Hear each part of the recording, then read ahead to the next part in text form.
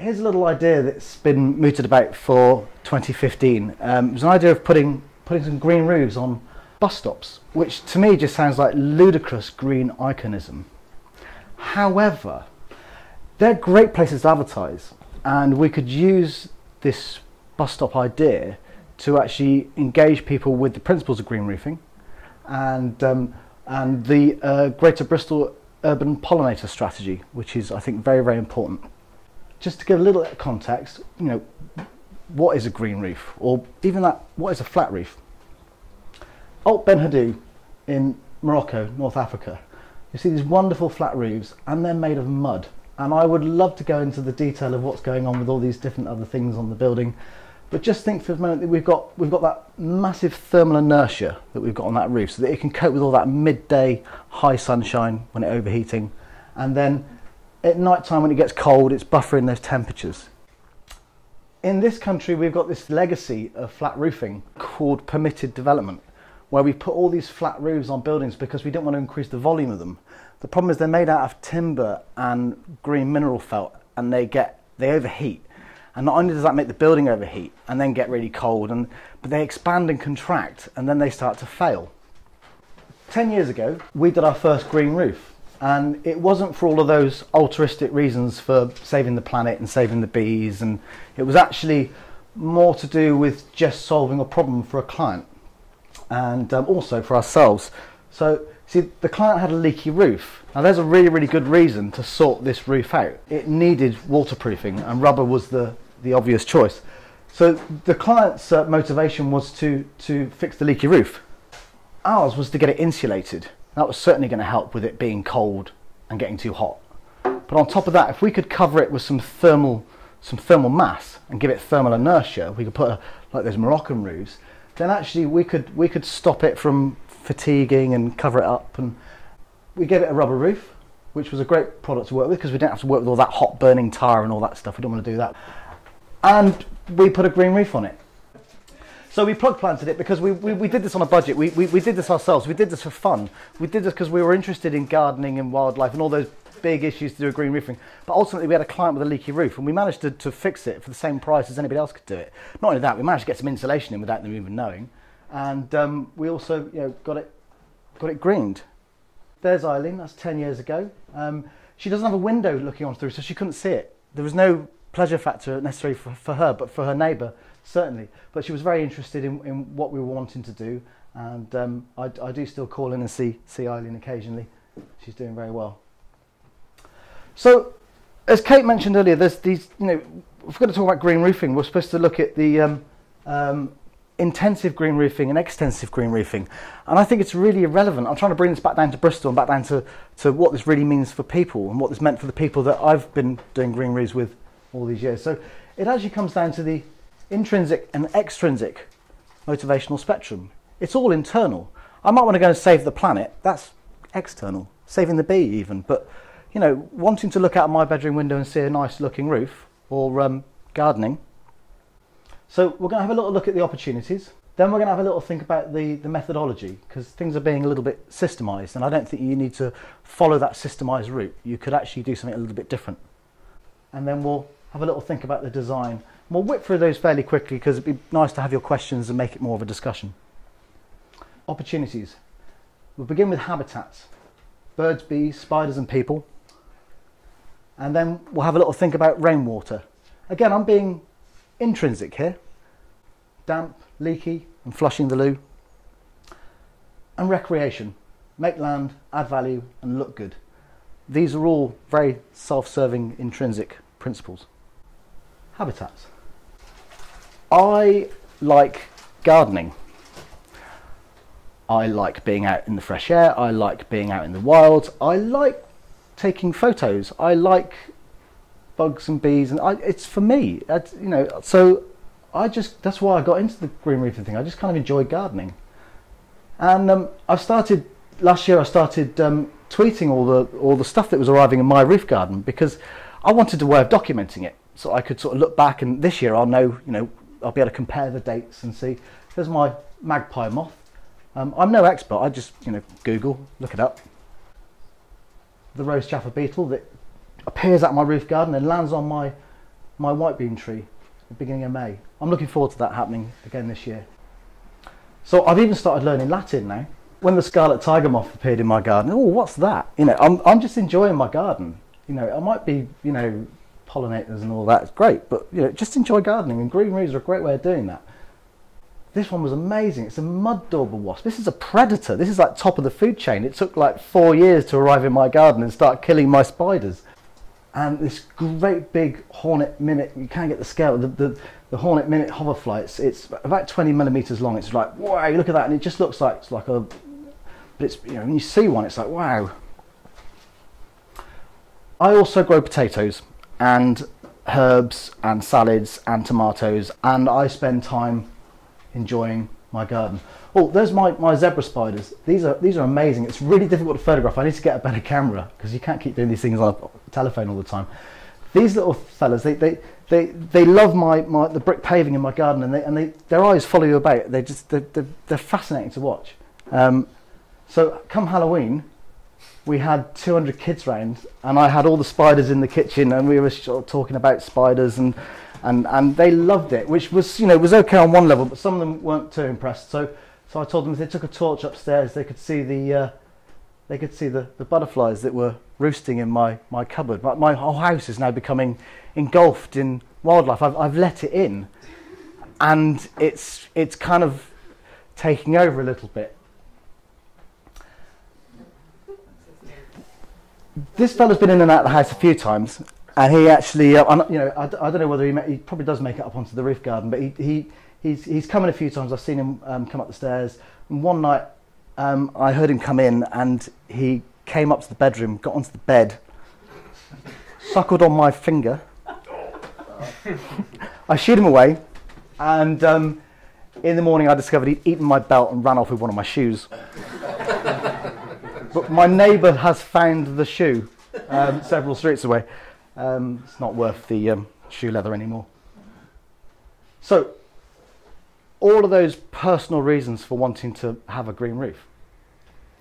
Next one, rainwater, leaky, damp and flushing the loo. So we've already mentioned the fact that Eileen had a leaky roof, and that's a good reason to put a nice rubber roof on. This is my backyard before I fitted my roof garden. 3 steps up out of my kitchen, and I'm up into my yard, and I've got to go 2 flights of stairs up into my roof garden. But when it rains, my kitchen gets full of water. I end up flooding. So as much as there are benefits further downstream to fitting a green roof, actually the benefits to me alone are fantastic. I've solved one of my damp problems. Not all of them, but some of them. And sorry, Claire, this is what your children get. This is, that's not health and safety. This is an elf and safety, and so I collect all the water, and that means that I can take that big deluge of water that's coming off the roof when it's chucking it down, stop the drains flooding, stop my kitchen flooding, and of course I can also then pump it back up to my roof garden. Got a little pond in place now, and the goldfish keep the mosquitoes down, and all the water sort of moves around. And then the water from the surplus water up in the greenhouse comes down to my loo. Now again, this might be a fantastic thing for the greater good, but at the end of the day, my last water bill was 100 quid because I'm just flushing my rainwater down, which is just a good all-rounder. You know, you don't need that rhyme or reason. Right, recreation. Make land, add value and look good. So I've mentioned how I'm enjoying a garden that I would never have had in an urban environment. I'm right up there in the sky. I've got this amazing aspect that gives me really early season. The campions are starting to flower already, and I get a great deal of pleasure. My greenhouse is a lovely warm space where I can potter and enjoy. Now this is, you know, a fairly extensive green roof. No, intensive. Sorry. Yeah. It's a fairly intrinsic green roof. If you've got a small backyard, if you've got a little tiny, you know, Victorian terrace house with a little backyard, then look at the value you can add to your space.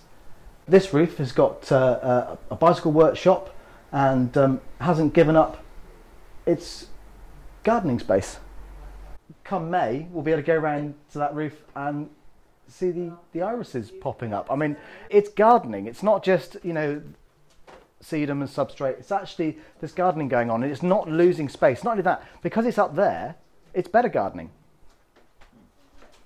It's also got a hot tub in it.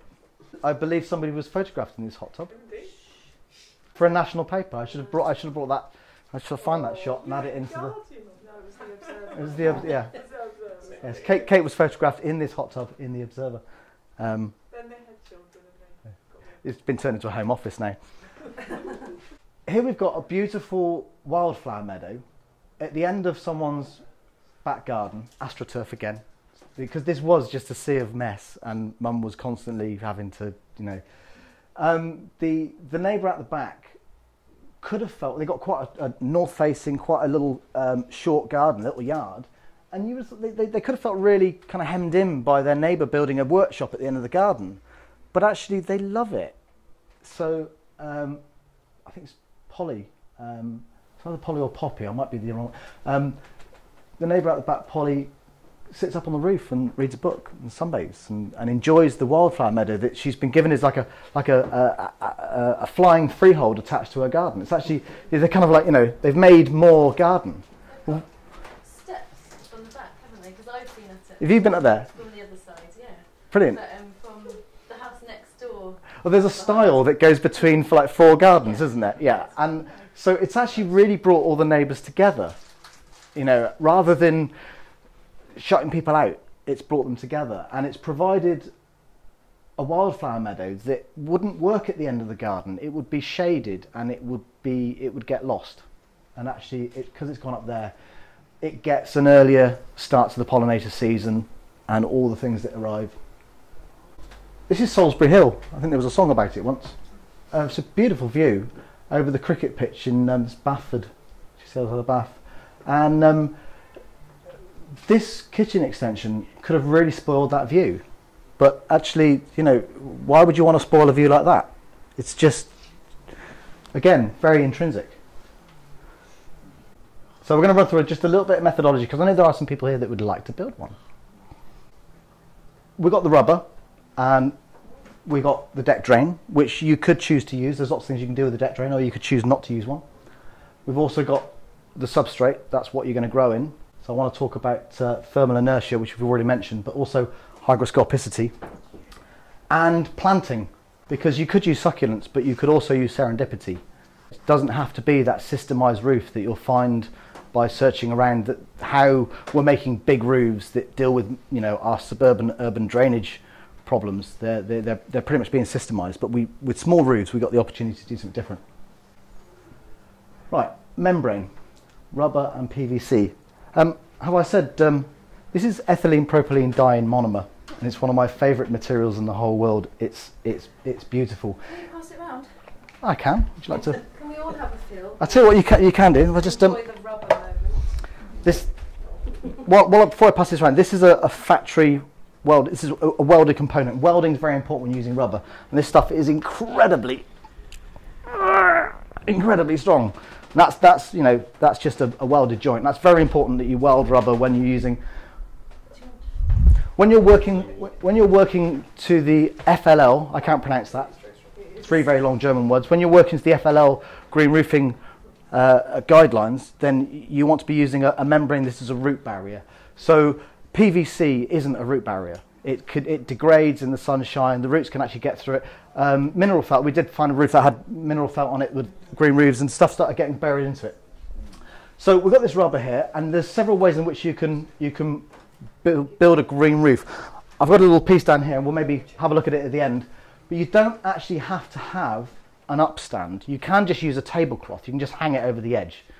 You need something maybe to retain the edges, but you don't necessarily need to build an upstand. Although there are advantages to doing it. You can actually sink your roof down into it so it doesn't look so encumbrous, and you can also I use mine as a reservoir, so I actually store quite a lot of water on my roof.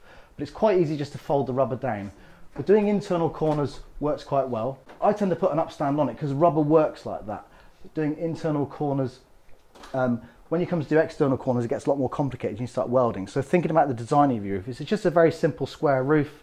It's easy to do that, but things can get a little bit more complicated. So back to that little outlet, instead of buying a factory component, like say, well, this is actually an outlet, but if it was an inlet, you don't need to buy a component. In fact, you'd end up gluing it down with silicone. Unless you can weld it down, then it won't be root resistant. Got one here that I can actually show you how to cut this component in and get an outlet without spending any money at all. It's completely free. It's just, you just take a 10pence piece, score around it with a scalpel, and you drop a collet in there, click, it's done.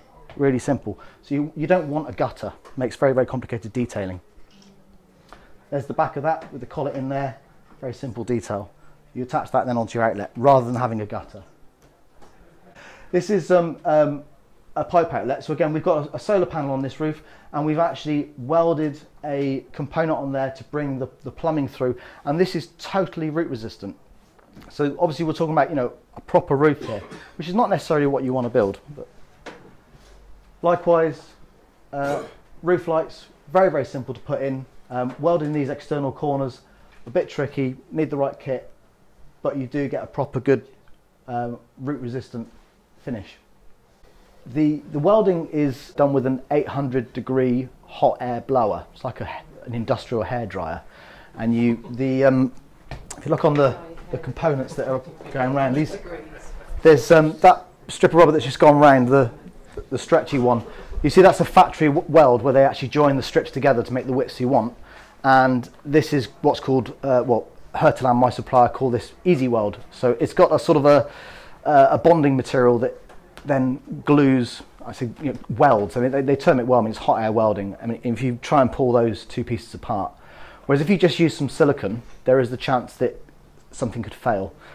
So it's hot air, and you use a little roller, and you have to sort of put pressure on it, and you sort of roll it along where you've got this gun, little nozzle blowing underneath and melting the bonding agent. Deck drain. Here's your standard deck drain. It comes on the roll, and it collects water, which means that it can then come back into the roof. Some people would argue you don't need to use a deck drain. If you've got, say, 200 mil of like clay, or you've got a really, really deep roof, then you could argue that you don't need a deck drain because it's going to permeate through. What the deck drain actually allows is for the water to especially on a very thin sedum roof where you've got a very, very light weight, is it holds that extra bit of moisture. So on a big thick roof, you could argue that you don't need it. However, it does provide protection from the rubber being damaged by the garden fork, in my case, or the contractor that put a ladder up on without a worn out aluminium ladder with no feet. That happened to me on a project.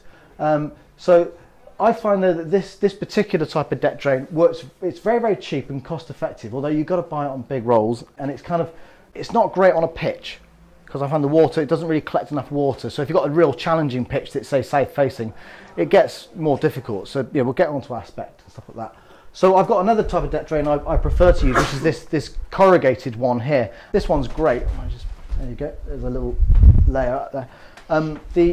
With this corrugated sort of egg box style one, I find that the actual substrate bites into it, so it's actually really, really good on a pitch. It still holds water on a pitch much, much easier. But also I use it on my roof garden because it'll actually fill up, and you can overlap them, and then they fill up one to the other as they head off the roof. So my irrigation pipe runs around the perimeter of my roof, feeding my fruit trees, but it also waters the tomato plants in the middle because it kind of it moves across it, which is slightly different to that one that just overflows. So we layer that up with some synthetic fleece, and it seems to hold water better. Substrate, thermal inertia and hygroscopicity. 10 years ago, I invented the selfie stick. It's taken 10 years to come up with a name for it. It's massive. I know. So this is some substrate on what's going to be a sedum. Because it's pitched, we decided to go with a sedum blanket on this just to get it rooted in straight away. What substrate is broken brick aggregate. It's not necessarily soil. Now I've got compost on my roof garden that but the broken brick is hygroscopic. Okay. Now what that means is that all of these clay pots you'll find in your garden are actually collecting moisture, because although lime is breathable, these clay bricks are hygroscopic. They have capacity. They have capacity to hold on to moisture. So they're actually capturing moisture. As they get cold at night, you then get condensation settling on them in the morning. So they're acting like a mist net. So any old bits of broken, if you can break at the surface area, the greater the surface area, the better. Break up all those bits of broken pot. So you can make your own substrate. Because a hygroscopic material, this is from last month, I do apologise. You see, when you put a cake and a biscuit in a tin, they equalise moisture content. And that's what your green roofing substrate is doing. It's equalising moisture content. On a nice dank day, it's going to capture that moisture content and then it can feed it back to those plants. So not only are you trying to capture and store moisture with the deck drain, you can also, you add all these things together, you can get away with very, very little on a roof. And I've been doing this stuff with hemp, and I couldn't possibly go the evening without mentioning hemp, because I've been using hemp to do some interesting stuff on retrofit. And I use hemp and lime, and I made all of the soil in my roof garden from it. In fact, the soil content's got a little bit of extra phosphate, which is good for the flowers and stuff. So it's so adding that into my kitchen waste has actually given me a really, really nice aerobic digestion and a little bit of lime to take away the acidity. As well as being hygroscopic, it's adding in, as it rots down in the roof garden, it's actually adding the ability to capture and retain moisture. Right, planting. Succulents or serendipity. As we've seen that systemised roof build up there with the deck drain, substrate and the planting. These sedums are alpine plants, they're drought resistant, they grow in little crevices. However, they only flower once a year. They're kind of not really that great for pollinators. In this suburban back garden where you've got all of the advantages of not having to look at an ugly shed, but there's all sorts of other things pollinating. So at the end of the summer when this one flowers, the bees are all over it, but they've just come from somewhere else. They've done that plant and now they're onto this. So just to go and throw a bit of sedum up there, why not? But actually there are other things that you can put on a roof. The sedum here, this is a south-facing pitched roof, minimal substrate. It's got a great big garden and the client loves gardening. They didn't want anything up there other than something nice, clean, simple lines, and this is coping with the drought that it gets in the summer as well as the deluge it gets in the winter. So there are reasons why you might want to use a succulent. But back to my roof garden again, where you can grow absolutely anything on a roof. Herbs are fantastic, they're really drought resistant, but of course you do need that a bit more substrate. And our wildflower meadow again. The opportunities with small green roofs to do something a little bit different. You don't have to use sedum. Design, getting it right.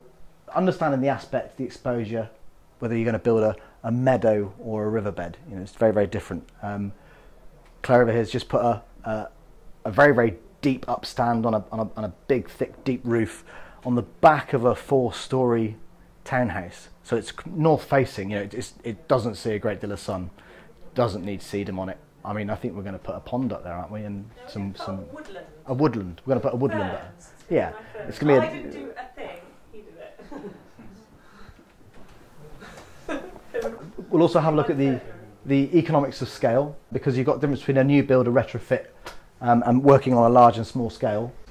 And then finally finish on small green roofs, because the bin stores, the bike sheds and leading on to the bus stops, actually the opportunities within those are fantastic, even if the economies of scale get complicated.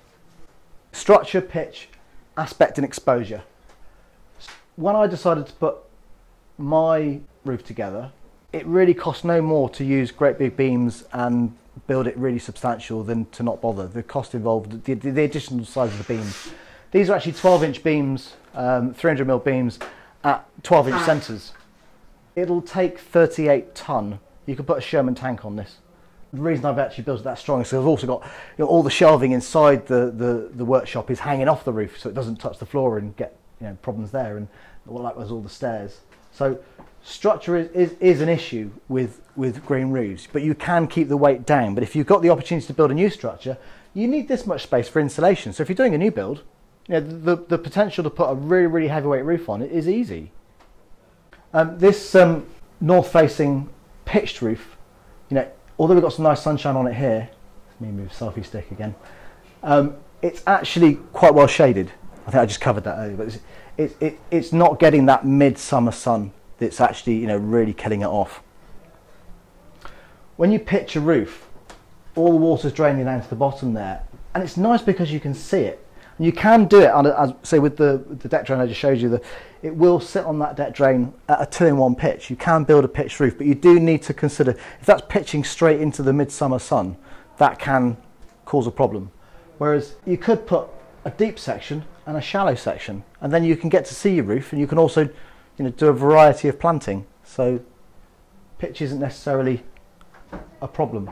Again, everything's quite site specific. When I refer to aspect being solar, but also the amount of exposure you get to wind can also dry a roof out.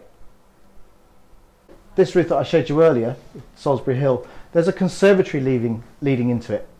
So it's got a very, very slight pitch on it as well, because as much as I tried to explain to the contractor that, or the architect rather, that I didn't want that 1 in 50 fillet that they insist on putting on flat roofs, I'm trying to keep the water on it. And so you've got that little tiny pitch, that little tiny shallow pitch that's collecting all the water down into this one corner. Whereas what I'm trying to do is distribute the water across the whole roof so that it's collecting it all and then able to reuse it. And of course there's also things such as downpipes that come off the back of the house that you want that water to dissipate across the roof, not end up being channeled off. The conservatory as well, this roof collects probably twice the area of what you actually think because of the lantern and the conservatory that leads onto it, which can cause a problem. It can actually help. Again, this one isn't south facing, but it does get quite a lot of sun. This external corner, we saw those on the roof lights earlier. You can fold the rubber up and make an internal corner, but as soon as you do an external corner, you end up cutting the rubber, and so you've got to weld a component on. So that's created a load of additional work. On the design stage, what I really wanted to do was just to have this line running right through. Likewise, at the front of the roof, there was also a change in shape, and I managed to get that one changed so that it just ran straight across the front. We took out a load of additional work. We've also taken out loads of pipes and other things we didn't need to worry about. But that change in shape allowed us to actually put the outlet where we, down into the water butt, but we didn't put that funny shaped roofing because it would have meant loads of extra work. Likewise, these external corners, that conservatory could have just been positioned 6 inches further forward. That would have made our life so much easier. Irrigation, you don't want to water a green roof. You want it to not need that. However, with a water butt and a PV pump, if you wanted to build a substantial roof and actually grow trees up there, it's actually very, very easy to do. When the sun shines, my pump runs. It's that simple. And I was away for a whole month in August, and I got back and my roof was up here because it had like full sun for a whole 4 weeks while I was away, and it sat there and watered itself. And it was just completely overgrown. So you can build in stuff like that, but that's why with a systemized roof, it's all about being drought resistant and sedums, but you can do something a little bit more interesting. Economies of scale, new build, retrofitting, large and small. So this new build extension we did, it's a no-brainer. Why would you want to put a different type of roof on? It's as good a roof as you could ever get, and it's watertight and it's cheap.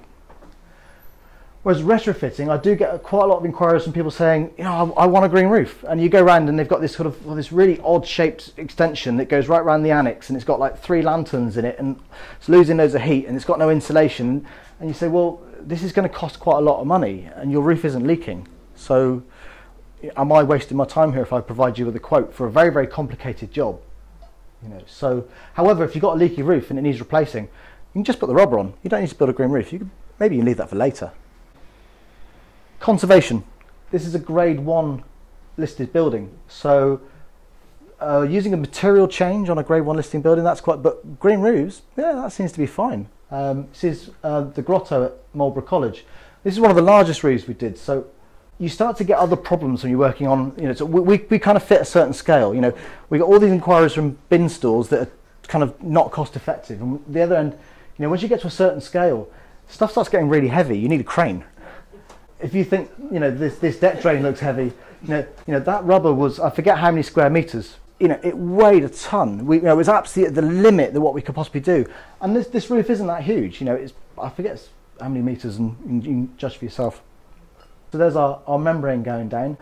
To be quite honest, this was the wrong scale for us to be working on, because by the time we got to this scale, actually we could have been outcompeted by a larger company with lower manpower costs and all the rest of it. However, the architect was very, very keen, because it's conservation property, to work with us, because we knew how to engage with conservation contractors, how to get everything scheduled right. So we ended up working on this. But on this scale, you know, we get sent inquiries of people with much bigger roofs, and it's like we're not gonna compete.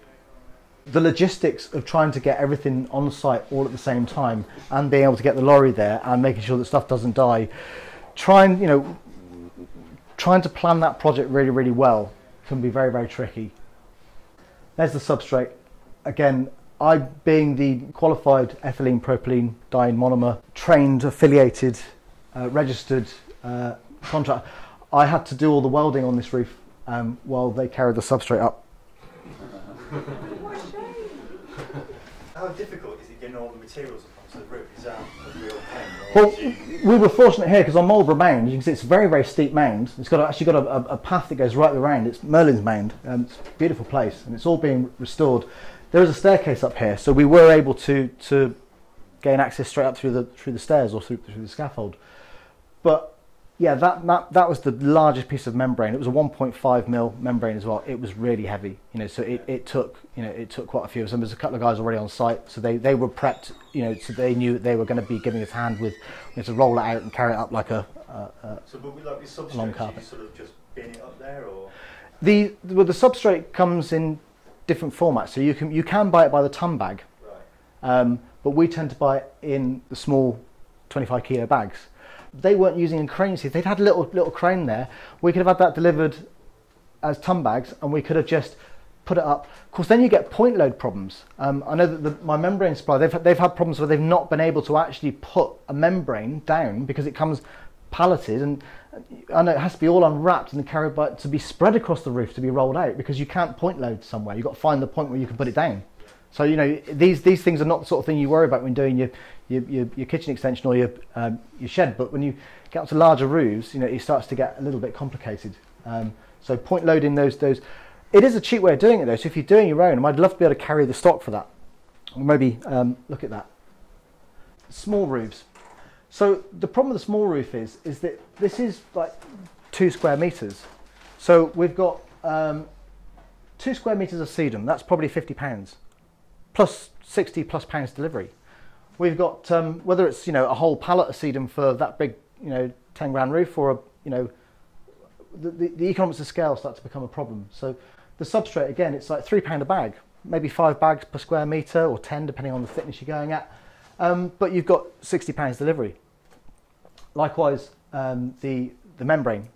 So a 2 square meter roof, it's just not cost effective for us to use a systemized approach, which is why, hey, go to the garden centre, you know, buy a membrane. I'd recommend that you can get an EPDM rubber membrane. It's probably an 8mm membrane. It's not technically thick enough. But if it's your garden shed, you know, you don't have a responsibility and liability issue, the same that I might do putting an accredited 1.2mm rubber roof on a new build extension. Bin stores, bike sheds and bus stops. This is a bin store. It actually was our display model that we used for a few shows. When we put it out on the street and used it as a bin store, it actually sort of kept the place a little bit tidier. People kind of enjoyed using it. So like some of the things that Kate picked up on earlier. So we think this might be relevant for the bus stop project. In fact, with the discussion with the transport department, they think that they could actually use this to try and stop some of the bus stops that get vandalised. We run a workshop, build something, do a study, kind of get them engaged with a sense of ownership. It's funny you should say that, because I think George Ferguson tweeted yesterday about what we could do with bus stops. What ideas could you come up with? Did George not retweet my tweet on Sunday about doing bus stops? Oh, right, was that? No, he didn't. Well, no, but joined up thinking, Green Capital. Yeah.